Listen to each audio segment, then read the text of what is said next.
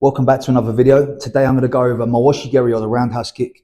I'm going to give you some tips on how to improve yours, a basic instruction of how to do the kick in the first place, and talk about a few different applications of it.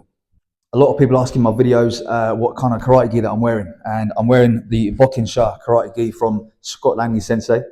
And I've worn a lot of gis in my time, and this one is one of the best. It's nice and light, it moves easily, and the material is really nice.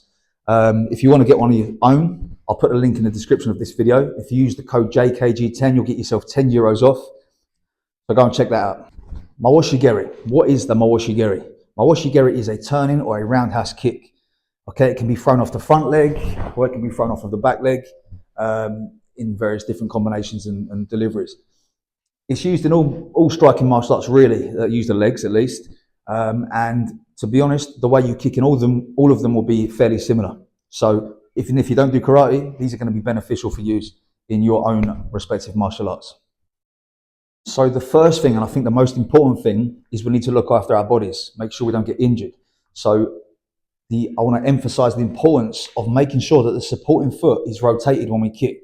Okay, I do this on the ball of the foot, so I kind of lift my heel slightly and I'll turn my foot through this way. Okay, what this does is, first of all, it protects the knee from that twisting action. The knee joint wants to go forward and back. It doesn't want to go twisting side to side. So we must make sure that the foot is put into a position that allows that knee to move correctly.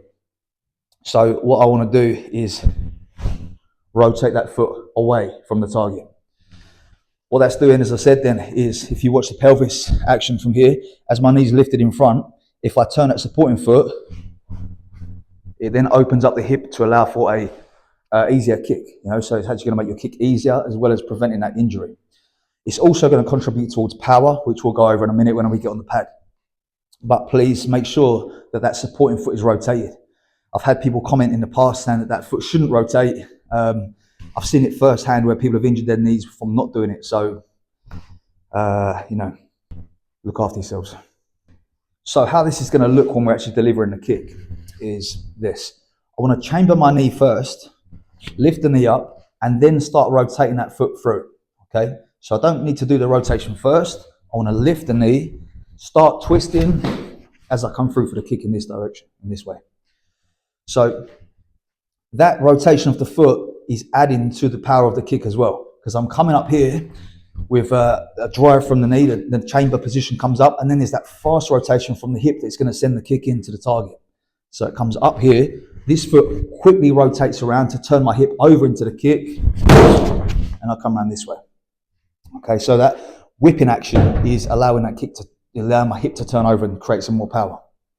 If I'm kicking from the front leg, the same thing still has to happen. So what I need to do then from there is the back foot will open up as I chamber. So I'll chamber the knee, I'll lift the knee up higher, and the back foot will rotate towards the target as well. So again, the same thing applies all the time. I must rotate that supporting foot.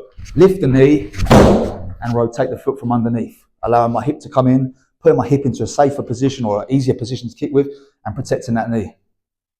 An exercise to train this is simply hold on to something for balance, lift your knee up in the air, the kicking leg, and just come up and over and round this way.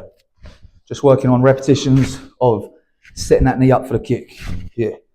I'm holding on for balance because it's not an exercise for balance, it's an exercise for that supporting foot, and get that technique and drill that feeling into your technique, so it becomes natural.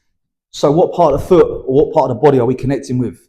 I like to do 3 different versions really. I use the instep, the top of the foot, for a little bit more distance, especially for kind of sparring in the dojo when it's fairly light sparring, because it's, the impact is a little bit lesser. The shin for heavy impact, and also the ball of the foot for more precise impact and slightly different angles. So I'll show you the 3 of them, what they look like. The instep is going to be here with the top part of the foot, toes pointed and the top of the foot is connecting. The shin is going to be deeper into the pad, a little bit more closer range. And the ball of the foot, I'm going to pull my toes up. I'm going to change my angle a little bit to come outside more so. I'm going to chamber my knee a little higher this time. I'm going to come around with the ball of the foot. Okay, same thing again all the time. Supporting foot must rotate with it. So how would we apply the 3 different kicks then? As I said earlier, if I'm going to go instep, it's for a little bit more reach and maybe more of a dojo type sparring or a competition style sparring kick. So from here, I'll generally go off the front leg with that instep. I'll come up here and reach the kick from this way. So I'm getting a nice controlled kick, a long kick, and protecting the partner in terms of training. We're obviously not trying to take their head off in the dojo.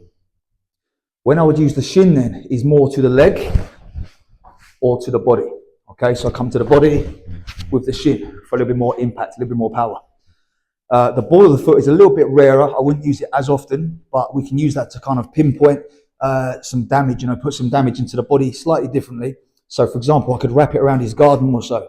Say he's got a longer guard out here, he's reaching forwards, I could be wrapping it underneath there, throwing the ball of the foot into the body. Another one I like to use from here is wrapping around the back. So I'm connecting with the ball of the foot into the sort of back area down there. We can also use it inside thigh as well. So it's just kind of reducing the surface area that's connecting with the target to make more of a penetrating kind of impact. But I'll use all three and I'll train all three because it's good to have more tools in the toolbox. So in terms of kumite, how do we set this kick up? As I said, there's a few different versions of it, but we're going to go with we'll do two versions here for this setup situation. So for here, if I'm going to go with the instep type kick, like a high Mawashi geri, I'm going to probably set it up with a low punch, bring his guard down. I'm going to come in here and come up with the Mawashi round to the face this way. Okay, or I can make it almost like a question mark kick as well. I can almost feint the Maigeri as he brings his guard down and then whip up that kick from the outside there. Okay, so I can set it up with hands, or I can use it as a setup for hands. So I could throw the kick to set the hands up for something else. The shin version, I would, again, bring the hands upwards. So he's bringing his guard up. Maybe he's parrying across, or just bring that attention higher this way. And then I'm going to throw down here. Okay, so I'm going to bring the hands up and come into the body this way. I can also make a little switch and take it across the inside leg there. If legs are not allowed in the competition, then we can make that switch and go Jodan instead. Okay, I'll show that one more time. So what we're doing is we're pulling this foot to the outside, throwing a hand for distraction, taking the kick through on the outside. So what kind of flexibility or what kind of mobility do we need to focus on in order to improve our Mawashi geri or our roundhouse kick? If we think about the kick and the kind of mechanics of it, the hamstrings of the supporting foot are important because they are planted on the ground and extended. So we need to work on our hamstring flexibility or mobility. We also need to open up the hips. So we need to be working on exercises or stretches that are bringing the hips out, like almost like a middle split type position or a half middle split, when we're coming to the sides this way. So they're these sort of focus areas, and also the lower back. The lower back is important. If you've got a tight lower back, it's going to make that rotation very difficult. So make sure that you are focusing on the low back mobility, the hamstring mobility, and then open up the groin as well. In addition to that, we want to be strengthening the abductors, the muscles that are responsible for taking the knee away from the center line. And of course, the rotational, the core strength muscles around the abs and the obliques, this kind of thing. Hopefully that gives you a few different ideas to improve your Mawashi geri and gives you a little bit of an insight into a few different ideas there. If you like this, give me a comment below. Don't forget to subscribe to the channel, and I'll see you in the next one.